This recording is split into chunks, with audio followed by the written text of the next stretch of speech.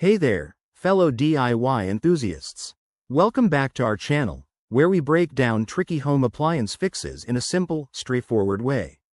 Today, we're diving into video number 719, how to fix the Rinnai split system AC F6 error code for 2025 models. If your AC is flashing that pesky F6 code, it might be signaling an issue with the indoor unit's fan, a sensor problem, or even a communication fault between components. Don't panic. This is a common error that you can often resolve yourself with a few basic tools and some patience. First things first, safety is key. Before you start tinkering, make sure to turn off the power at the circuit breaker to avoid any electrical mishaps. Once that's done, grab a flashlight, a screwdriver, and maybe a multimeter if you have one handy. Let's jump into the steps. Step 1. Check the air filter. A clogged filter can cause the F6 error by restricting airflow. Remove the filter from the indoor unit, clean it with a vacuum or warm soapy water, and let it dry completely before putting it back. Step 2. Inspect the indoor unit's fan.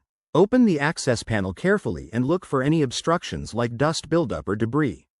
Gently clean the fan blades with a soft brush, but be careful not to bend them. Step 3. Examine the wiring connections.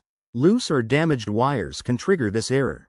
Tighten any visible connections and check for signs of wear or corrosion.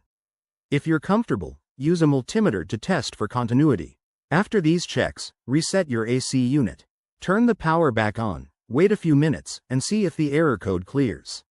If it persists, it might indicate a more serious issue like a faulty sensor or PCB board, in which case, it's time to call a certified technician. There you have it.